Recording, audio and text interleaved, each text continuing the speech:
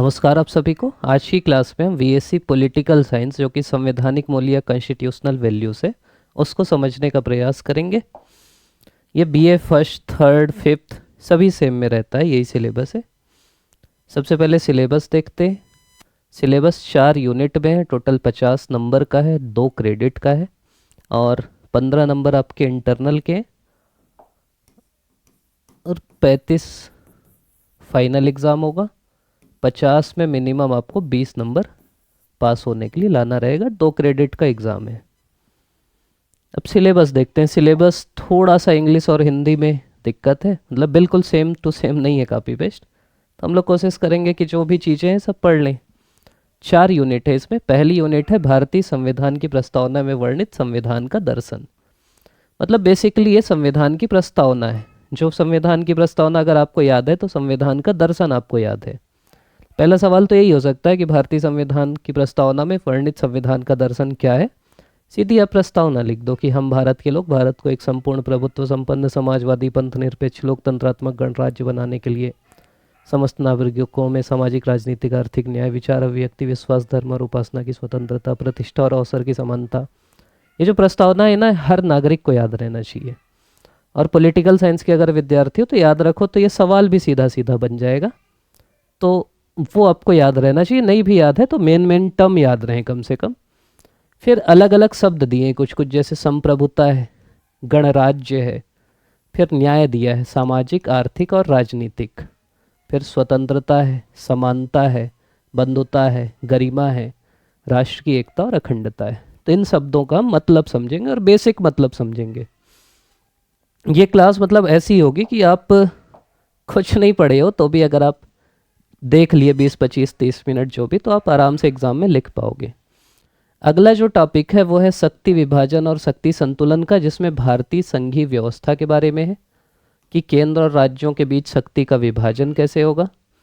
फिर संसदीय लोकतंत्र है, फिर न्याय व्यवस्था के बारे में है, स्वतंत्र और एकीकृत न्याय व्यवस्था, और कार्यपालिका का संसद के प्रति उत्तरदायित्व है कि कार्यपालिका कैसे संसद के प्रति उत्तरदायी होगी। तीसरा जो यूनिट है वो अधिकार और कर्तव्य के बारे में, जिसमें मौलिक अधिकार, मौलिक कर्तव्य, नीति निर्देशक तत्व, अंतर्राष्ट्रीय शांति, वसुधैव कुटुंबकम और दिव्यांगों और एलजीबीटी, आजकल तो क्यू भी जुड़ जाता है इसमें, के अधिकार हैं। चौथी यूनिट जो है वो स्वशासन के बारे में, जिसमें सामासिक संस्कृति लिखा है। ये ना मौलिक कर्तव्य में ये शब्द लिखा है, सामासिक संस्कृति या कंपोजिट कल्चर, जो हमारी संस्कृति है। फिर स्वतंत्र और निष्पक्ष चुनाव है, स्थानीय प्रशासन है, ग्रामीण और शहरी, फिर सभा और समिति है, पंचायती राज है। तो इतना बेसिक आपका सिलेबस है। एक एक करके हम पढ़ने का प्रयास करते हैं। सबसे पहले संविधान के बारे में ही जानते हैं। देखो, ये जो संविधान है ना, ये इंग्लिश के सिलेबस में लिखा है संविधान, कॉन्स्टिट्यूशन, हिंदी के सिलेबस में लिखे ही नहीं। तो संविधान क्या होता है, पहला सवाल तो यही है। तो आप सुनते होगे ना कि भारत का संविधान। तो संविधान किसी भी देश के आधारभूत नियम कानून व्यवस्थाएं, मतलब जिससे कोई भी देश चलता है। मतलब समझ रहे कि होता है ना कि देश किससे चलता है, तो आप बोलते हो देश संविधान से चलता है, किसी व्यक्ति से नहीं चलता। तो देश के जो बेसिक रूल होते हैं, जो बेसिक कानून होते हैं, जिसमें लिखा रहता है कि यार हर 5 साल में चुनाव होंगे। अब 5 साल में ही क्यों होते, 6 साल में क्यों नहीं होते? क्योंकि संविधान में लिखा है। प्रधानमंत्री क्या करेगा, राष्ट्रपति क्या करेंगे, मंत्री क्या करेंगे, विधायक क्या करेंगे, सभी नियम कानून इसमें लिखे हैं। जनता के क्या अधिकार होंगे, वोट कौन डाल सकता है। आप बोलोगे मैं 16 साल में वोट क्यों नहीं डालूंगा? क्योंकि संविधान में लिखा है कि भैया 18+ हो तो वोट डाल सकते हो। तो ये संविधान है, मतलब उसमें नियम कानून लिखे हैं जिसके आधार पर देश चलता है। और देश का शासन सिद्धांत और मूल्यों की रूपरेखा है। शासन कैसे चलेगा, किन सिद्धांतों पे चलेगा। जैसे भारत का लोक कल्याणकारी राज्य है कि राज्य गरीबों की मदद करता है, वो संविधान में लिखा है कि भाई ये करना है। मूल्य लिखे हैं कि हम समाजवादी हैं, हम हिंदू राष्ट्र नहीं हैं, हम पंथ निरपेक्ष राष्ट्र हैं, क्योंकि ये संविधान में लिखा है। तो यही कहलाता है संविधान, और इसी के आधार पे देश पे शासन होता है। इसमें क्या होता है, सरकार के संगठन और कार्य और शक्तियों का वर्णन करता है। मतलब यही बताता है कि प्रधानमंत्री की शक्तियाँ क्या हैं, यही बताता है राष्ट्रपति की शक्तियाँ क्या हैं, मुख्यमंत्री की शक्तियाँ क्या हैं, न्यायपालिका की शक्तियाँ क्या हैं, कार्यपालिका की शक्तियाँ क्या हैं, विधायिका की शक्तियाँ क्या हैं। सभी चीज़ें जो बताता है, सभी के कार्य क्या हैं, प्रधानमंत्री क्या क्या कार्य करेंगे, राष्ट्रपति क्या क्या कार्य करेंगे, सभी संविधान बताता है। फिर आप संविधान अगर पढ़े हो तो जो जो संविधान में, जैसे संविधान आप पढ़ोगे तो नागरिकता मिलता है आपको, तो आप बताओगे संविधान नागरिकता कौन देता है। फिर अधिकार मिलते हैं, अधिकारों में स्वतंत्रताएं मिलती हैं, तो संविधान ये भी बताता है कि आपके अधिकार क्या हैं। फिर संविधान कर्तव्य भी बताता है। फिर संविधान नीति निर्देशक तत्वों की बात भी करता है। संविधान आपकी स्वतंत्रता की रक्षा भी करता है। संविधान सामाजिक व्यवस्था भी बनाता है। और ये माना जाता है कि सरकार और जनता के बीच एक अनुबंध है। इसका मतलब ये है कि यार पहले तो संविधान नहीं रहा होगा ना, फिर कभी ना कभी तो संविधान बना होगा। तो संविधान सरकार और जनता के बीच एक कॉन्ट्रैक्ट टाइप का है कि जनता ये काम करेगी, सरकार ऐसा ऐसा करेगी, और सरकार संविधान का पालन करेगी। संविधान की एक विशेषता ये भी होती है कि परिवर्तनशील है, ये भी आपको पता है। संविधान ऐसा तो नहीं है ना कि संविधान बन गया उसके बाद वो बदलेगा ही नहीं। आप सुने होंगे कि संविधान संशोधन होते हैं। पहले 21 साल से अधिक आयु वाले लोग वोट दे सकते थे, अब वो 18 है, क्योंकि संविधान को बदल दिए। पहले संविधान में मौलिक कर्तव्य नहीं था, 42वें संविधान संशोधन से मौलिक कर्तव्य जुड़ गया। तो संविधान बदलते रहता है। ये कानूनी ढांचा एक देता है, राजनीतिक मार्गदर्शन देता है, नैतिक मार्गदर्शन देता है। फिर संविधान दो प्रकार का हो सकता है, एक लिखित, लिखित मतलब लिखा हुआ संविधान जिसको आप देख सकते हो, और एक होता है अलिखित। अलिखित मतलब ऐसा संविधान जो परंपराओं से चलता है। जैसे आपसे पूछ सकता है कि किस देश का संविधान अलिखित है, तो वो है ब्रिटेन का। इंग्लैंड का संविधान अलिखित है, वो मूल्यों परंपराओं से चलता है। तो संविधान के बारे में अगर आपसे पूछे तो आप बेसिक चीज़ें बता सकते हो। फिर उद्देशिका आ जाती, यही मैं आपको पढ़ के सुना रहा था। उद्देशिका शुरू होती हम भारत के लोग से। इसका मतलब ये होता है कि संविधान लिखने वाले हम भारत के लोग हैं। भारत को एक संपूर्ण प्रभुत्व संपन्न समाजवादी पंथ निरपेक्ष लोकतंत्रात्मक गणराज्य। अभी मैं एक एक लाइन में इनका मतलब बताते चलता हूँ, फिर थोड़ा डिटेल से देख लेंगे। संपूर्ण प्रभुत्व संपन्न मतलब होता है संप्रभु। संप्रभु का अर्थ होता है ऐसा देश जिसके ऊपर कोई ना हो, मतलब जो सर्वोच्च शक्ति हो वो कहलाता है संप्रभु। मतलब जो भारत देश है उस देश के ऊपर और कोई नहीं है, मतलब हम किसी की आज्ञा मानने के लिए बाध्य नहीं है, इसीलिए हम संपूर्ण प्रभुत्व संपन्न हैं। हमको अमेरिका बोलेगा ये करो तो हम मानने के लिए बाध्य नहीं है, हमारा जो मन होगा हम वही करेंगे। और हमारे देश के जो लोग हैं वो हमारे देश मतलब सरकार की बात मानने के लिए बाध्य हैं। अगर सरकार बोली कि कल से 500 और 1000 के नोट बंद हैं तो लोगों को मानना पड़ेगा, तो वो कहलाता है संप्रभु। दूसरा शब्द है समाजवादी। समाजवादी मतलब ऐसा देश जो समाज के लिए काम करे, जो गरीबों के लिए काम करे, वंचितों के लिए काम करे, पिछड़ों के लिए काम करे, जनजातियों के लिए काम करे।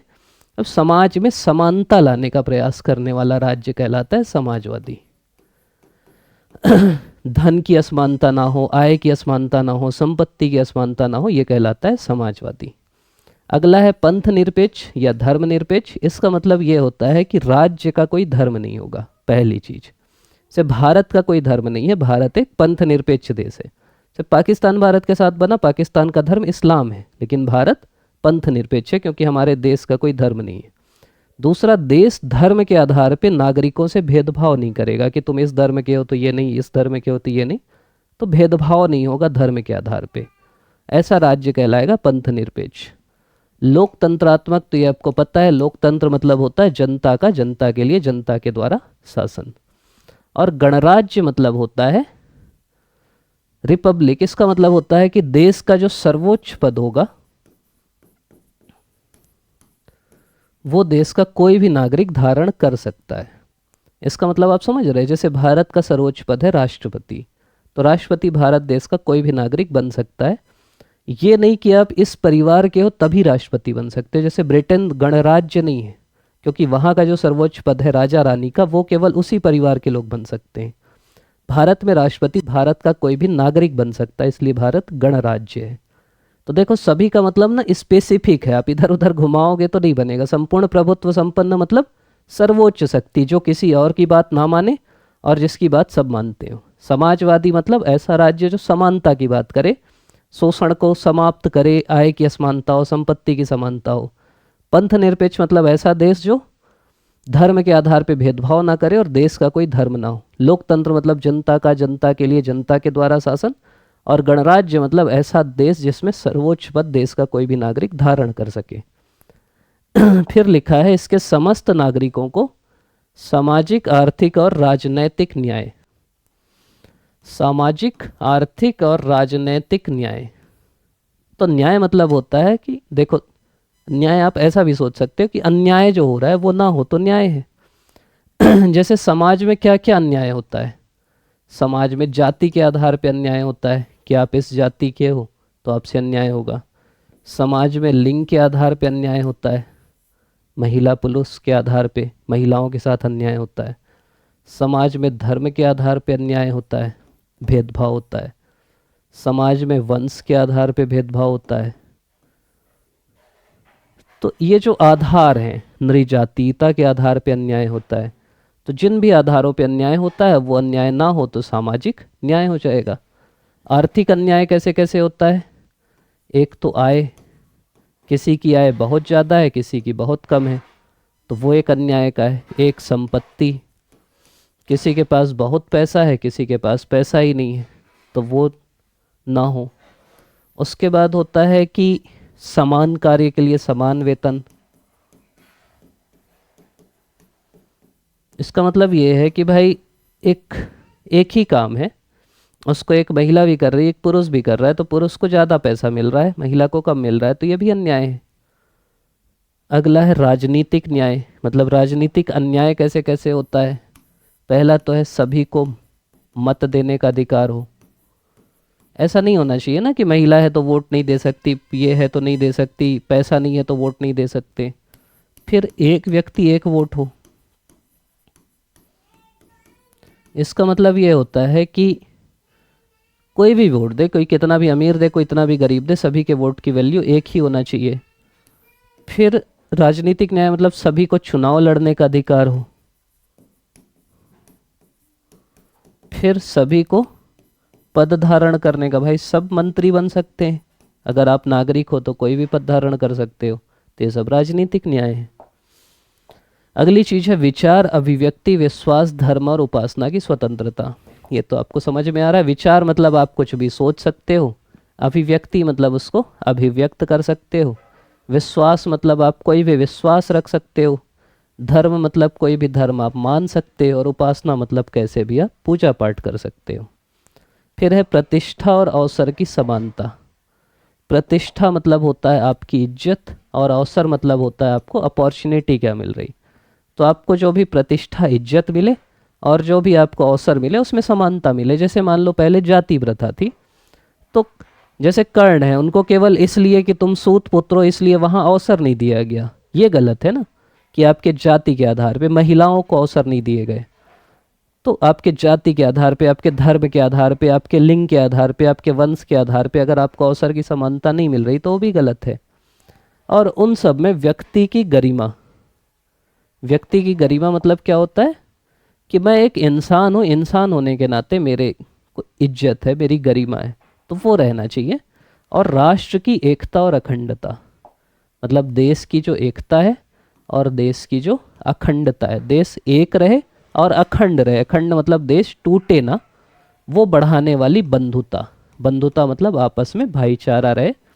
होकर हम इस संविधान सभा में आज तारीख 26 नवंबर 1949, इसीलिए 26 नवंबर को संविधान दिवस बनाते हैं, को संविधान को अंगीकृत, अधिनियमित और आत्मार्पित करते हैं। तो यहीं से बेसिक आपका वो खत्म हो जाता है यूनिट 1। लेकिन थोड़ा सा समझते हैं संवैधानिक मूल्य क्या है। नाम ही से समझ में आ रहा है, संवैधानिक मूल्य मतलब ऐसे मूल्य जो संविधान में लिखे हैं। जो संविधान में लिखे गए मूल्य हैं वो संवैधानिक मूल्य हैं।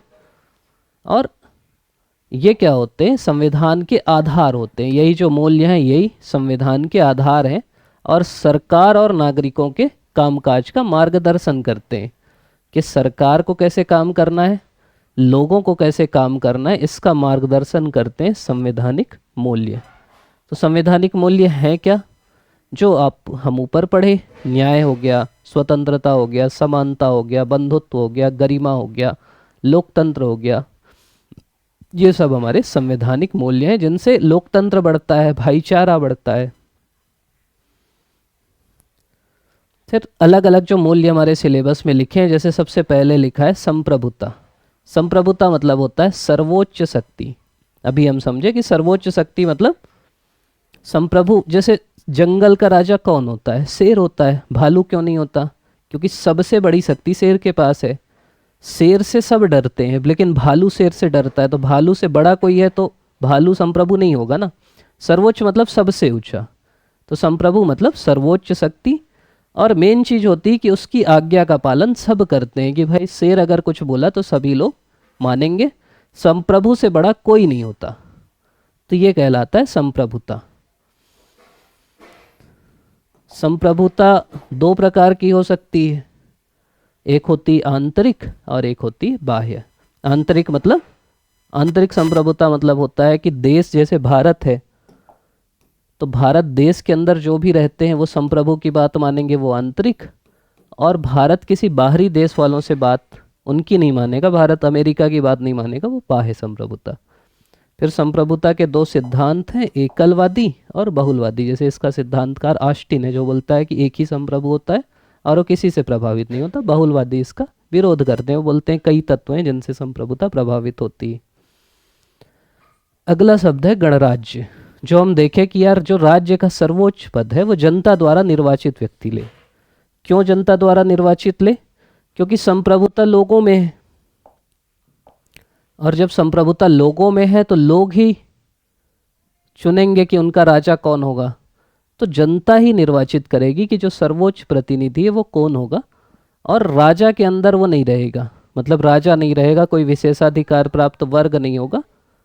तो ये कहलाता है गणराज्य। इसलिए हमारा संविधान की प्रस्तावना बोलती है हम भारत के लोग। फिर प्राचीन गणराज्य की बात भी है थोड़ा सा। जैसे एक गणराज्य था वज्जी संघ और एक गणराज्य था मल्ल संघ। तो गणराज्य मतलब यहाँ क्या था कि जो गण सभा थी वो निर्णय लेती थी, बहुत सारे लोग आ जाते थे और वो बढ़िया मीटिंग टाइप की होती थी और यही मिलके निर्णय लेते थे। मतलब राजा नहीं रहता था। जो राजन है या राजा है वो वंशानुगत नहीं होता था। वंशानुगत मतलब होता है कि राजा का बेटा राजा, ऐसा नहीं होता था। जो अध्यक्ष है वो सभा का प्रमुख होता था और उन्हीं लोग मिलके सामूहिक नेतृत्व में काम करते थे, साथ में मिलके निर्णय लेते थे। फिर अगली चीज़ है न्याय। न्याय कहाँ से लिया गया? तो रूसी क्रांति से लिया गया। तीन प्रकार के न्याय जो हम समझे, जो अन्याय है वो ना हो तो न्याय है। तो एक है सामाजिक न्याय। सामाजिक न्याय मतलब जाति के आधार पे कोई भेदभाव ना हो, धर्म के आधार पे ना हो, लिंग के आधार पे ना हो, वंश के आधार पे ना हो, तो सामाजिक न्याय है। फिर है आर्थिक न्याय, मतलब धन के आधार पे भेदभाव ना हो, आय के आधार पे ना हो, संपत्ति के आधार पे ना हो, ये बराबरी हो, तो आर्थिक न्याय। राजनीतिक न्याय मतलब है सभी को वोट देने का अधिकार हो, चुनाव लड़ने का अधिकार हो, पद धारण करने का अधिकार हो, समान राजनीतिक अधिकार हो, समान पहुंच हो, तो वह है राजनीतिक न्याय। फिर स्वतंत्रता की बात है। स्वतंत्रता दो प्रकार की होती है, एक होती है नकारात्मक। नकारात्मक मतलब होता है राज्य व्यक्ति के ऊपर कोई हस्तक्षेप नहीं करेगा, और एक होती है सकारात्मक जिसमें राज्य व्यक्ति के ऊपर हस्तक्षेप करता है। तो मेन व्यक्तियों के ऊपर कोई प्रतिबंध ना हो, ये जनरली होती है नकारात्मक स्वतंत्रता। और व्यक्तित्व विकास का अवसर देना, ये कहलाती सकारात्मक। जैसे इसमें राज्य आपके लिए काम करेगा, शिक्षा का अधिकार देगा, खाने का अधिकार देगा, आवास का अधिकार देगा, जिससे आपका व्यक्तित्व विकास हो।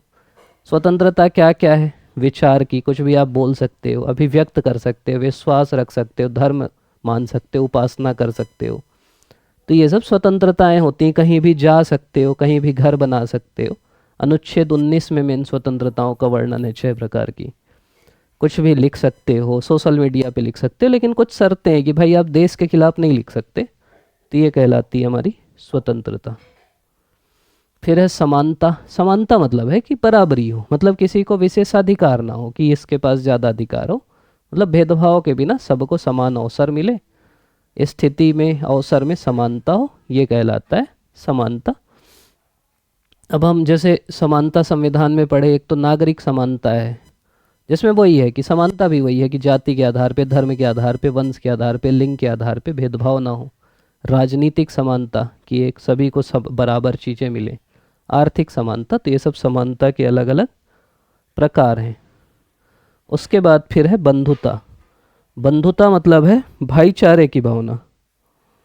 भाईचारा मतलब कि जैसे आपस में भाईचारा कैसे होगा, जैसे हमारे देश में एकल नागरिकता है कि भाई सभी कुछ भी हो आपकी नागरिकता एक ही है, आप भारत के ही नागरिक हो।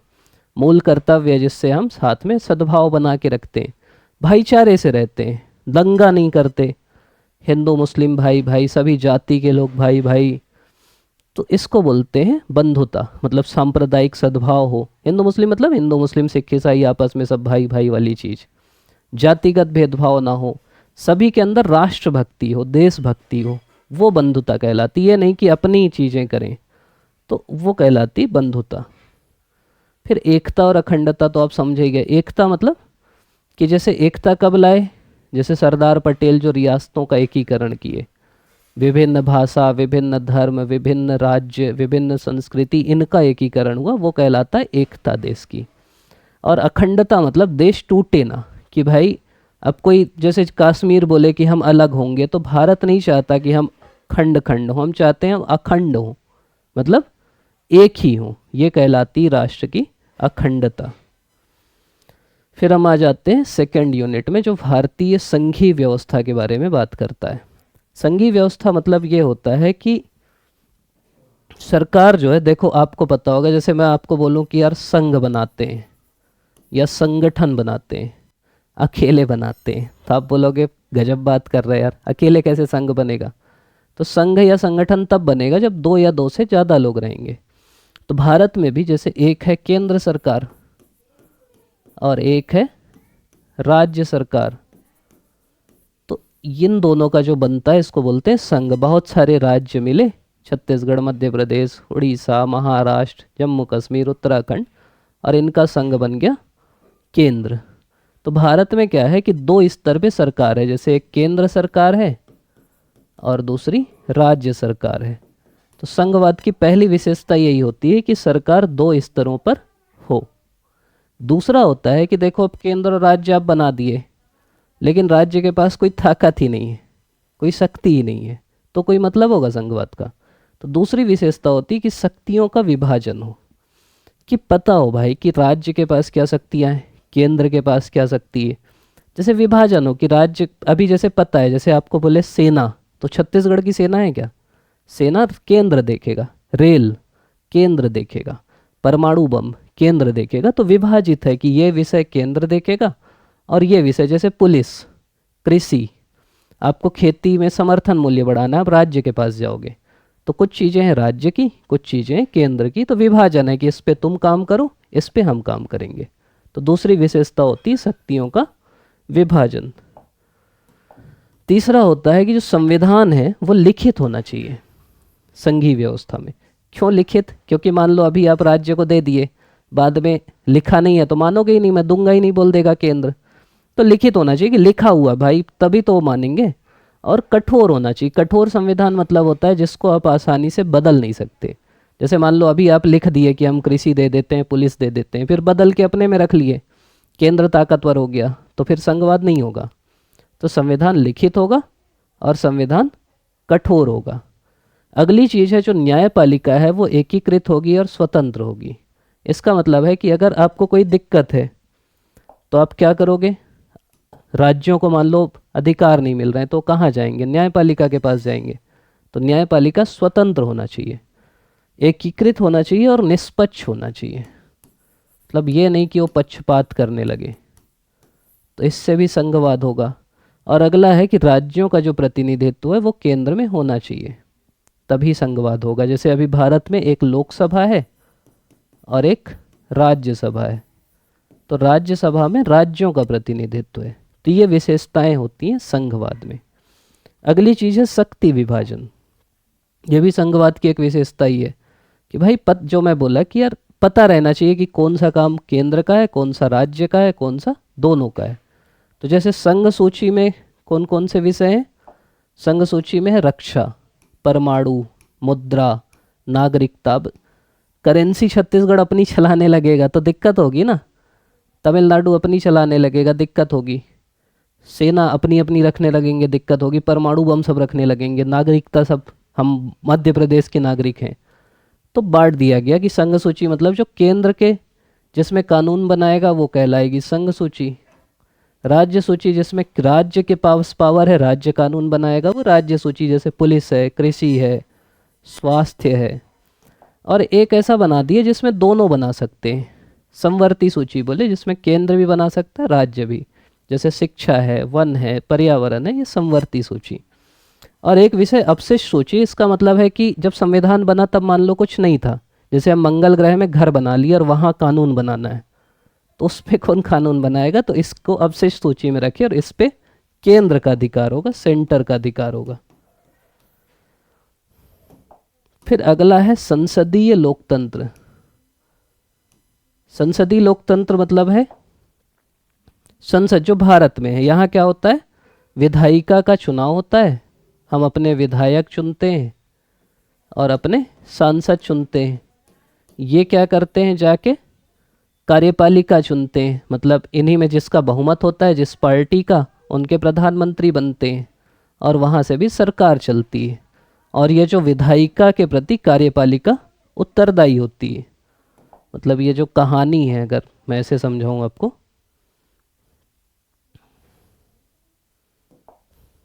मतलब हम क्या करते हैं, हम अपने विधायक, जो आप चुनाव लड़ते हो वो विधायक और सांसद चुनते हो आप, है ना, जनता यही चुनती है। फिर जैसे आप सांसद चुने तो वो देश में लोकसभा में जाते हैं और लोकसभा में देखा जाता है, मान लीजिए पार्टी 3 है तो किस पार्टी का बहुमत है। जैसे हमारे यहाँ 545 सीट है और किसी पार्टी के पास 300 सीट है, इनके पास 200 है, 45 है, तो जिस पार्टी का बहुमत है उस पार्टी के लोग सरकार बनाएंगे, प्रधानमंत्री और मंत्री बनाएंगे। तो ये सीधा सा सिस्टम है, इसी को संसदीय लोकतंत्र बोलते हैं। और ये जो है, ये सरकार में प्रधानमंत्री और मंत्री तभी तक रहेंगे जब तक इनका लोकसभा में बहुमत रहेगा। मान लो प्रधानमंत्री की पार्टी का बहुमत खत्म हो गया तो फिर वो प्रधानमंत्री से हट जाएंगे, मंत्री हट जाएंगे और दूसरे लोग बन जाएंगे। तो इसी को बोलते हैं संसदीय उत्तरदायित्व। संसदीय उत्तरदायित्व मतलब जनता विधायिका का चुनाव करेगी, विधायिका में जिस पार्टी का बहुमत होगा वो कार्यपालिका बनाएगी और कार्यपालिका विधायिका के प्रति उत्तरदायी होगी। विशेषताएं क्या होती हैं? एक तो सामूहिक जिम्मेदारी होती है, सभी की जिम्मेदारी है ना, जितने मंत्री हैं सभी की अपनी जिम्मेदारी है। अगला शक्तियों का पृथक्करण होता है। शक्तियों का पृथक्करण मतलब होता है कि विधायिका, कार्यपालिका और न्यायपालिका तीनों की शक्तियां अलग अलग होती हैं। शासन किसका होता है? बहुमत दल का शासन होता है। इसमें और स्पेसिफिक अगर आप चित्र बनाओगे तो ये ऐसे बनता है कि विधायिका बड़ी होती है, इसी का छोटा सा हिस्सा होता है कार्यपालिका और एक नया हिस्सा होता है न्यायपालिका। मतलब न्यायपालिका अलग ही होती है, कार्यपालिका विधायिका का हिस्सा होता है और कार्यपालिका विधायिका के प्रति उत्तरदायी होता है। शासन किसका होता है? बहुमत दल का होता है, ये तो आपको पता ही है, जो पार्टी जीतती है उसका शासन होता है। राजनीतिक एक रूपता रहती है, भाई हर जगह वही है, राज्यों में भी वही है। और विचार विमर्श मतलब ये विधायक हैं, सांसद हैं, ये आते हैं अपना विचार देते हैं, उससे संसद में बहस होती है, बाकी चीज़ें होती हैं। तो लोकतंत्र मतलब ये जो प्रतिनिधि है वो लोगों के प्रतिनिधि, लोगों की बात रखते हैं। फिर है स्वतंत्र और एकीकृत न्याय व्यवस्था। स्वतंत्र मतलब होता है जो न्यायपालिका है वो स्वतंत्र हो, मतलब वो किसी मतलब हस्तक्षेप ना हो कि भाई न्यायपालिका किसी के हस्तक्षेप से, सरकार बोली ये फैसला दे दो तो न्यायपालिका दे दी, वैसा नहीं होना चाहिए। न्यायपालिका स्वतंत्र होना चाहिए। और एकीकृत मतलब जुड़ी होना चाहिए, जैसे सुप्रीम कोर्ट, फिर हाई कोर्ट, फिर लोअर कोर्ट।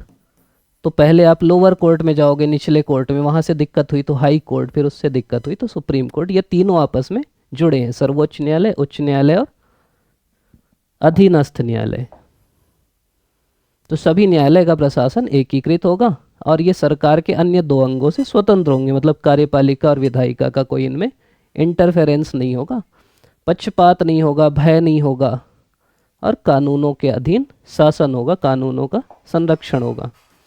ढांचा क्या है? सबसे ऊपर सर्वोच्च न्यायालय, फिर उच्च न्यायालय, फिर अधीनस्थ न्यायालय। न्यायाधीश स्वतंत्र कैसे रहते हैं? तो पहला तो है नियुक्ति, मैं नियुक्त नहीं हो सकता, उनकी अपनी प्रक्रिया है, अपनी योग्यता है, राष्ट्रपति नियुक्त करते हैं। तो जब इतने प्रोसेस से कोई नियुक्त हो रहा है तो वो तो स्वतंत्र ही रहेगा। दूसरा कार्यकाल, मतलब कार्यकाल पहले से लिखा है कि सुप्रीम कोर्ट का 65 और हाई कोर्ट का 62 साल, तो ये कार्यकाल वहाँ लिखा है, तो फिर कोई दिक्कत नहीं है। इससे पहले आपको अगर हटाना है तो महाभियोग की प्रक्रिया होगी, दोनों सदनों से वो पास होना पड़ेगा। इसीलिए न्यायाधीशों को दिक्कत नहीं रहती कि भाई हमको कोई दिक्कत नहीं अगर गलत नहीं करेंगे तो। फिर वेतन और भत्ते भी इनके फिक्स हैं और उसको कम नहीं कर सकते। अगर आप उनकी बेइज्जती करते हो, अवमानना करते हो, तो सज़ा दे सकते हैं और उनके पास अपनी शक्तियाँ हैं। ये ज़रूरी क्यों है? इसलिए है क्योंकि इसी से सुशासन आता है। सुशासन मतलब अच्छा शासन। यही क्या करते हैं? संविधान की व्याख्या करते हैं। मतलब न्यायपालिका ही तो संविधान की व्याख्या करती है। अगर आपको कोई दिक्कत है, अगर आपके मौलिक अधिकार नहीं मिल रहे हैं, तो आप वहीं पे जाके अपने मौलिक अधिकार मांगोगे। इसी से कानून का शासन आता है। और नियंत्रण और संतुलन होता है। नियंत्रण संतुलन का सिद्धांत मॉन्टेस्क्यू दिया। वो बोला कि 3 अंग होते हैं, कार्यपालिका, विधायिका और न्यायपालिका। ये तीनों एक दूसरे के ऊपर नियंत्रण करते हैं। जैसे न्यायपालिका कार्यपालिका और विधायिका के ऊपर करती, विधायिका न्यायपालिका और कार्यपालिका के ऊपर करती, कार्यपालिका विधायिका और न्यायपालिका के ऊपर करती है। तो एक दूसरे के ऊपर ये नियंत्रण करते रहते हैं। फिर कार्यपालिका जो है वो संसद के प्रति उत्तरदायी होती है। जो मंत्री हैं, प्रधानमंत्री हैं, वो संसद के प्रति उत्तरदायी है। कैसे? जैसे एक सामूहिक उत्तरदायित्व है। पूरे मंत्री, प्रधानमंत्री उत्तरदायी हैं, और अगर उनको विश्वास नहीं है संसद को उनके प्रति, तो वो अविश्वास प्रस्ताव लाके उनको पद से हटा सकते हैं। तो पहला तो यही प्रोसेस है कि भाई तुम अगर काम नहीं कर रहे तो तुमको हटा देंगे। दूसरा है, अगर आपको बजट लाना है, भाई सरकार चलाना है तो पैसा चाहिए, बजट स्वीकृत होगा संसद में, तो उस प्रत्येक तरीके से भी उत्तरदायी हैं। इसके अलावा प्रश्न पूछते हैं, शून्यकाल में मुद्दे उठाते हैं जो सांसद हैं, विधायक हैं। आप देखोगे डिबेट तो अलग अलग सवाल पूछते हैं और मंत्री जवाब देते हैं, तो उससे उत्तरदायित्व बनता है। जो संसदीय समितियां हैं, वो समितियां बना के एक उत्तरदायित्व करते हैं, वो सवाल पूछते हैं। फिर बहस होती है, स्थगन प्रस्ताव आता है, विश्वास मत, निंदा प्रस्ताव, जो विधेयक हैं, नीति हैं, उन पे चर्चा होती है। तो इस प्रकार से जो मंत्रिमंडल है, जो सरकार है, वो संसद के प्रति उत्तरदायी होती है, वो कुछ भी नहीं कर सकती। फिर थर्ड यूनिट में है मौलिक अधिकार। ये तो आप पढ़े होगे, थोड़ा सा मैं बता देता हूँ। मौलिक अधिकार मतलब ऐसे अधिकार जो संविधान नागरिकों को देता है, पहली चीज़। दूसरी चीज़, अगर वो अधिकार आपको नहीं मिल रहे हैं तो आप डायरेक्ट सुप्रीम कोर्ट जा सकते हो, न्यायालय जा सकते हो। जैसे मेरे को समानता का अधिकार है, मेरे साथ अगर कोई भेदभाव होता है तो मैं सीधे कोर्ट जा सकता हूँ, ये मेरा मौलिक अधिकार है। मौलिक अधिकार ओरिजिनल संविधान में 7 थे, फिर संपत्ति के अधिकार को हटा दिया गया, अब 6 मौलिक अधिकार हैं। ये संविधान के भाग 3 में है, अनुच्छेद 12 से 35 तक है। कौन कौन से मौलिक अधिकार हैं? पहला है समानता का अधिकार, ये अनुच्छेद 14 से 18 तक है। मतलब ये अगर आपको पढ़ना है तो मौलिक अधिकार हम लोग का एक चैनल है CGPSC विथ राजन, उसमें अच्छे से दिए हैं, तो इसीलिए मैं थोड़ा जल्दी से पढ़ा रहा हूँ। ये आप पढ़ते भी हो पॉलिटी में। समानता का अधिकार 14 से 18, इसमें बेसिक ये है कि कानून के सामने सब बराबर होंगे, जाति, धर्म, वंश, लिंग, इनके आधार पे कोई भेदभाव नहीं किया जाएगा, नौकरी में कोई भेदभाव नहीं किया जाएगा। दूसरा है स्वतंत्रता का अधिकार, ये अनुच्छेद 19 से 22 तक है। इसमें है कि किसी भी व्यक्ति को कुछ भी बोलने की स्वतंत्रता होगी, भारत में कहीं भी जाने की स्वतंत्रता होगी, कहीं भी घर बना सकता है, संगठन बना सकता है, तो ये सब कर सकते हैं। तीसरा है शोषण के विरुद्ध अधिकार। इसका मतलब है कि शोषण नहीं किया जा सकता, जैसे बच्चों से बाल श्रम नहीं कराया जा सकता, बेगारी नहीं कराई जा सकती, ये कहलाता है शोषण के विरुद्ध अधिकार। फिर है धार्मिक स्वतंत्रता। इसका मतलब है वही कि पहली चीज, व्यक्ति कोई भी धर्म मान सकता है, चाहे तो व्यक्ति कोई भी धर्म ना माने, वो भी अधिकार है। अपने धर्म का प्रचार कर सकता है, अपने धार्मिक संस्थाओं को मैनेज कर सकता है, तो ये कहलाता है धार्मिक स्वतंत्रता। अगला है सांस्कृतिक और शैक्षणिक अधिकार। इसमें है कि हम अपने संस्कृति, अपनी भाषा, अपनी लिपि, अपनी कल्चर को प्रोटेक्ट कर सकते हैं। और अगला है संवैधानिक उपचारों का अधिकार। इसका मतलब है कि अगर आपको मौलिक अधिकार नहीं मिल रहे हैं तो आप सीधे कोर्ट जा सकते हो। उसमें अलग अलग प्रकार की रिट हैं, जैसे बंदी प्रत्यक्षीकरण, अधिकार परीक्षा, परमादेश, उत्प्रेषण, प्रतिषेध। इस आधार पे आप मौलिक अधिकार पा सकते हो। अगला है मूल कर्तव्य। ये मूल संविधान में नहीं था, सरदार सवर्ण सिंह की समिति बनी, उस आधार पे 42वां संविधान संशोधन 1976 में हुआ, जिससे मूल कर्तव्य जोड़ा गया। मूल कर्तव्य मतलब जो कर्तव्य हमको मानने चाहिए एक नागरिक होने के नाते, तो ये हमारे मौलिक कर्तव्य कहलाते हैं। तो हमारे मौलिक कर्तव्य क्या क्या है? पहला मौलिक कर्तव्य है कि हमको संविधान का पालन करना चाहिए। जो हमारा संविधान है उसका पालन करना चाहिए, उसके आदर्शों का, उसकी संस्थाओं का, राष्ट्रध्वज का, राष्ट्रगान का, इनका हमको आदर करना चाहिए। दूसरा है कि स्वतंत्रता के लिए जो राष्ट्रीय आंदोलन को प्रेरित करने वाले आदर्श हैं उनको अपने दिल में संजोए रखना चाहिए, उनको जानना चाहिए। तीसरा है भारत की जो एकता, अखंडता, प्रभुता है उसकी रक्षा करनी चाहिए और उसको अक्षुण्ण बनाए रखना चाहिए। अगला है देश की रक्षा करना चाहिए और देश की सेवा करना चाहिए। अगर आह्वान किया गया भाई देश को आपकी ज़रूरत है तो आपको जाना चाहिए। पांचवा कर्तव्य है कि देश के सभी लोगों में समरसता और भ्रातृत्व की भावना का निर्माण करें, धर्म, भाषा और प्रदेश वर्ग आधारित भेदभाव से परे हो। तो किसी भी प्रकार का भेदभाव ना हो, धर्म का, भाषा का, प्रदेश का, वर्ग का, और ऐसी सभी प्रथाओं का त्याग करें जो स्त्रियों के सम्मान के विरुद्ध है। छठा है कि जो हमारी सामाजिक संस्कृति है उसके महत्व को समझना चाहिए। सातवां है जो हमारे पर्यावरण है, जिसमें वन है, झील है, नदी है, वन्य जीव है, उनकी रक्षा करना चाहिए। आठवां है वैज्ञानिक दृष्टिकोण, मानववाद, इनका विकास करना चाहिए, वैज्ञानिक तरीके से सोचना चाहिए। नौवां है कि सार्वजनिक संपत्ति की रक्षा करना चाहिए और हिंसा से दूर रहना चाहिए। 10वां है कि व्यक्तिगत और सामूहिक गतिविधियों के सभी क्षेत्रों में उत्कृष्टता की ओर बढ़ने का प्रयास करना चाहिए। और 11वां है कि माता पिता और अभिभावकों का यह कर्तव्य है कि अपने 6 से 14 साल के बच्चों को स्कूल भेजना चाहिए, शिक्षा के अवसर देना चाहिए। फिर अगला है मूल कर्तव्य रूस के संविधान से लिए गए। अगला है नीति निर्देशक तत्व, ये आयरलैंड के संविधान से लिए गए हैं और संविधान के भाग 4 में है, अनुच्छेद 36 से 51 तक। नीति निर्देशक क्या है? जो राज्य से पालन किए जाने की अपेक्षा है, ये राज्य के नैतिक दायित्व हैं जिससे लोक कल्याणकारी राज्य हो। देखो क्या है, एक तो मौलिक अधिकार हम दे दिए जो राज्य को तुरंत देना था। कुछ चीज़ें ऐसी थी जिसके लिए हमारे पास पैसा नहीं था, जैसे मान लो हमको पंचायत बनाना था लेकिन उसके लिए पैसा चाहिए। उस समय तो भारत गरीबी से जूझ रहा था, सभी को रोजगार देना था लेकिन उसके लिए पैसा नहीं था। तो जो हमको बाद में करना है वो हम रख दिए नीति निर्देशक तत्व में कि राज्य ये बाद में करेगा। सभी को शिक्षा देना है, निःशुल्क शिक्षा, वो बाद में करेंगे। तो इसके 3 वर्गीकरण है, 3 टाइप के हैं। एक गांधीवादी जो गांधी जी चाहते थे, एक समाजवादी जिससे समाज में समानता, और एक उदारवादी जो सामान्यतः कानून की बात करते हैं। तो गांधीवादी तत्व क्या है कि राज्य पंचायत की स्थापना करेगा और ये राज्य किया बाद में 73वें और 74वें संविधान संशोधन से। राज्य कुटीर उद्योग की स्थापना करेगा, राज्य वैज्ञानिक तरीके से कृषि करवाएगा, पशुपालन कराएगा, पशु हत्या रोकेगा। तो ये गांधीवादी तत्व है, नशा मुक्ति की बात। समाजवादी तत्व क्या है कि राज्य सामाजिक राजनीतिक न्याय लाएगा, कल्याणकारी राज्य लाएगा, निःशुल्क कानूनी सहायता देगा, रोजगार देगा लोगों को, संपत्ति का केंद्रीकरण रोकेगा, आय में असमानता लाएगा। तो ये सब समाजवादी तत्व हैं। और उदारवादी क्या है कि समान नागरिक संहिता हो। समान नागरिक संहिता मतलब सभी धर्मों के लिए एक ही कानून हो, सिविल कानून। जो स्मारक है उनका संरक्षण किया जाए, अंतर्राष्ट्रीय शांति आए। तो ये उदारवादी तत्व हैं। फिर अगला शब्द लिखा वसुधैव कुटुंबकम। वसुधैव कुटुंबकम, वसुधा मतलब होता है पृथ्वी, कुटुंबकम मतलब होता है परिवार। तो वसुधैव कुटुंबकम मतलब होता है पूरी पृथ्वी हमारा परिवार है। तो अंतर्राष्ट्रीय शांति, न्यायपूर्ण व्यवस्था हो, इसके लिए शब्द आया कि भाई भारत का ये सिद्धांत है कि पूरा विश्व हमारा एक परिवार है, शांति से रहना चाहिए, न्याय से रहना चाहिए, प्रेम से रहना चाहिए। ये हमारा सिद्धांत है। विश्व शांति होना चाहिए, जाति का, धर्म का, सीमा का कोई भेदभाव नहीं होना चाहिए। पर्यावरण संरक्षण करना चाहिए, सतत विकास की बात है कि भाई ऐसा विकास करो जिससे सबका फायदा हो।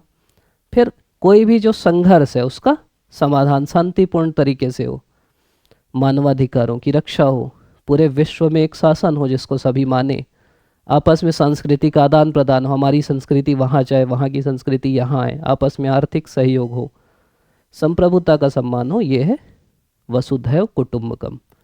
अगला है दिव्यांगों के अधिकार। दिव्यांगों के क्या अधिकार है, मतलब दिव्यांगों को क्या चाहिए? दिव्यांगों को सबसे पहले चाहिए इज्जत समाज में, चाहिए समानता, कि भाई आप उनको अपने जैसा तो मानो, हम उनको बिल्कुल अलग किए, दिव्यांग है ये अलग है हमसे, उनका सम्मान दो, उनको चिढ़ाओ मत, उनको समानता दो। दूसरा, उनको आगे बढ़ने के लिए चाहिए शिक्षा, तो दूसरा चाहिए उनको शिक्षा। ये सब मुद्दे हैं जो आप लिखोगे। तीसरा चाहिए सुलभता, मान लो उनको टॉयलेट जाना है, वो चढ़ने के लिए रैंप नहीं है, ये स्कूल जाना है रैंप नहीं है, वो मान लीजिए ब्लाइंड है, वो चल नहीं पा रहे हैं, उनको उसके लिए चाहिए चलने के हिसाब से उनके जो बनते हैं, तो हर जगह वो जा सके सुलभ तरीके से। अगला, उनको रोजगार में अवसर हो, तभी तो वो आगे बढ़ पाएंगे। फिर उनको समाज में सुरक्षा मिलना चाहिए, उनका जो शोषण होता है उससे रक्षा होना चाहिए, और उनकी राजनीतिक भागीदारी होना चाहिए। तो ये दिव्यांगों के मुद्दे हैं। फिर एलजीबीटी के अधिकार भी वही चीज़ है, उनको भी समाज में सम्मान चाहिए, उनको भी समानता चाहिए, उनको भी भेदभाव से रक्षा चाहिए, उनकी जो अभिव्यक्ति है उसकी स्वतंत्रता होना चाहिए, उनको भी विवाह का अधिकार होना चाहिए, परिवार का अधिकार होना चाहिए। एलजीबीटी मतलब लेस्बियन, गे, जो ये समाज है ना जिसको हम बिल्कुल उससे देखते हैं और ये बड़ा हिस्सा है हमारे देश का, तो उनको भी अधिकार मिलना चाहिए, उनको विवाह का अधिकार मिलना चाहिए, परिवार का अधिकार मिलना। जैसे आप अगर नहीं समझ रहे होंगे, जैसे समाज में जो किन्नर है मान लीजिए, जिनको हम बोलते हैं, हम उनको कहाँ इज्जत से देखते हैं, फिर वो अपराध से जुड़ जाते हैं, तो वो सब उनको अधिकार मिलने चाहिए। अपराधों से सुरक्षा, स्वास्थ्य तक पहुँच हो, सामाजिक सेवा तक पहुँच हो, वो अपने संगठन बना सकें। उनके दस्तावेजों पे, जैसे अब आप देखेंगे तो लिंग रहेगा, मान लीजिए आपको पूछेगा पुरुष हो महिला हो, थर्ड जेंडर का कोई कॉन्सेप्ट ही नहीं कहीं भी। जैसे जेंडर पूछेगा तो भाई वो भी तो अधिकार होना चाहिए कि मेल है, फीमेल है, एक थर्ड जेंडर भी तो होना चाहिए। तो इसका भी उनको अधिकार हो कि भाई हम थर्ड जेंडर है, हमारा अधिकार हो, उनके आर्थिक अधिकार हो, उनके राजनीतिक अधिकार हो। फिर चौथे यूनिट में स्वतंत्र और निष्पक्ष चुनाव है। स्वतंत्र निष्पक्ष मतलब है कि ऐसा चुनाव जो बिना किसी दबाव के हो और नागरिक अपना मत दे सके, वही तो स्वतंत्र चुनाव है। उसमें सबसे मेन चीज़ है कि सार्वभौमिक मताधिकार हो, कि जो भी 18 साल से ऊपर का है, किसी भी जाति का हो, वंश का हो, लिंग का हो, मताधिकार कर सके। पारदर्शिता होना चाहिए, कि ऐसा नहीं है कि वोट डाले और हमको पता ही नहीं कि यहाँ कितना वोट पड़ा, वहाँ कितना पड़ा, कितना प्रतिशत वोट पड़ा। फिर गोपनीयता होना चाहिए, गोपनीयता मतलब जो वोट डाला उसी को पता रहे कि वो किसको दिया। फिर चुनाव आयोग जो है वो स्वतंत्र होना चाहिए, जो मतदान है वो बिना किसी दबाव के होना चाहिए, जो मतदाता है वो जागरूक होना चाहिए, पूरे प्रोसेस पारदर्शी होना चाहिए, सभी उम्मीदवार को समान अवसर मिलना चाहिए, कानून का शासन। मतलब आप आसपास भी देखते हो, आप क्या देखोगे, कोई धन बल का प्रयोग नहीं होना चाहिए, बाहुबल का प्रयोग नहीं होना चाहिए। ये सब स्वतंत्र और निष्पक्ष चुनाव है। फिर सभा और समिति लिखा है, तो ये वही चीज़ है। प्राचीन काल में ना सभा और समिति थी। सभा मतलब एक जो हमारा रिपब्लिक होता था, तो छोटा और विशिष्ट निकाय जो है जिसमें बुजुर्ग अनुभवी लोग रहते थे, प्राचीन जो गणराज्य थे जो फैसला लेते थे, तो वहाँ ये समितियाँ थी जिनसे पूछ के लिया जाता था। जैसे आप सुने होगे ना, राजा और उसकी सभा बैठी है, तो वही सभा है समझ लो। बुजुर्ग लोग हैं, अनुभवी लोग हैं, विशिष्ट निकाय है, ये सभी लोग नहीं है उसमें। और वो जो सभा है, रामायण देखे होगे, रावण की सभा बैठती थी, तो वो सभा कहलाती है। कार्य क्या है इनका? सलाह देना है, कोई विवाद है उसका निपटारा करना है, धार्मिक अनुष्ठान करना है। तो वैदिक काल में था ये। समिति क्या है? बड़ी संस्था थी जिसमें आम जनता भी आ सकती थी। इसमें जैसे राजा का चुनाव करना है, जनहित के कोई मुद्दे हैं, प्रशासनिक राजनीतिक कार्य हैं, तो ये समिति करती थी। पंचायती राज क्या है? तो पंचायती राज समझ लीजिए, पहले तो राजस्थान के नागौर से चालू हुआ, बलवंत राय मेहता समिति बनी थी, फिर 73वें संविधान संशोधन से चालू हुआ। पंचायती आप खुद भी देखते होगे, मेन क्या है? पहला है त्रिस्तरीय प्रणाली होती। त्रिस्तरीय मतलब एक ग्राम पंचायत, जनपद पंचायत, जिला पंचायत, तो 3 स्तर होते हैं, पहली विशेषता। दूसरा, नियमित चुनाव होता है हर 5 साल में। फिर एक ग्राम सभा होता है, ग्राम सभा में गांव का हर मतदाता इसका सदस्य होता है। फिर आरक्षण होता है महिलाओं को, एससी, एसटी, ओबीसी। फिर राज्य वित्त आयोग है जो पैसे का प्रावधान करेगा, कितना पंचायतों को पैसा मिलेगा। चुनाव आयोग है, राज्य चुनाव आयोग, जो चुनाव कराएगा। फिर ये विकेंद्रीकृत लोकतंत्र की व्यवस्था है कि भाई जो केंद्र की सरकार है, राज्य की सरकार है, वो गांव तक पहुँचे और इनको काम और शक्तियाँ दी जाती हैं, जैसे जल की, भूमि की। पंचायतों के अधिकार है ना। फिर एक शब्द लिखा है सामासिक संस्कृति। सामासिक संस्कृति मतलब होता है कि अलग अलग, जैसे भारत में अलग अलग धर्म, अलग अलग परंपरा, अलग अलग भाषा, अलग अलग जीवन शैली, इनका एक समन्वय होगा, वो कहलाती सामासिक संस्कृति। इसमें क्या होता है, विविधता में एकता होती है कि भाई बहुत विविधता है लेकिन उसके बीच में एकता रहे। फिर सहिष्णुता रहेगी। फिर विचारों का आदान प्रदान होगा। मतलब क्या होता है भारत में कि भाई अलग अलग धर्म, जाति, वर्ग के लोग हैं और एक है, वो आपस में एक दूसरे के प्रति सहिष्णु हैं, एक दूसरे को मार नहीं रहे हैं, एक दूसरे का अपमान नहीं कर रहे हैं। हम अपने विचार उनसे सीख रहे हैं, उनके विचार हम सीख रहे हैं, तो विचारों का आदान प्रदान हो रहा है, साथ में सब रह रहे हैं। सांस्कृतिक समायोजन हो रहा है कि मान लो अलग अलग हो गए, यूनान, मिस्र, रोमा सब मिट गए जहाँ से, लेकिन हमारी संस्कृति बची है ना। जो भी आए हम उनसे सीखते गए। भाषाई विविधता है उसके कारण, उर्दू भी हमारे यहाँ है भाई, वो लेके आए अपनी भाषा, हमारी अपनी भाषा थी, एक नई भाषा बना दी है उर्दू। और सामाजिक और राजनीतिक सहिष्णुता है, तो ये सामासिक संस्कृति है। तो ये हमारी 4 यूनिट हुई। उम्मीद करता हूँ कि आपको थोड़ा तो एक क्लैरिटी मिली होगी। आप लोग देख रहे हैं उसके लिए धन्यवाद। और पीडीएफ आपको टेलीग्राम लिंक डाल देंगे नीचे, वहाँ से मिल जाएगा, तो वहाँ से डाउनलोड कर लीजिएगा। आप सभी का पुनः बहुत बहुत धन्यवाद।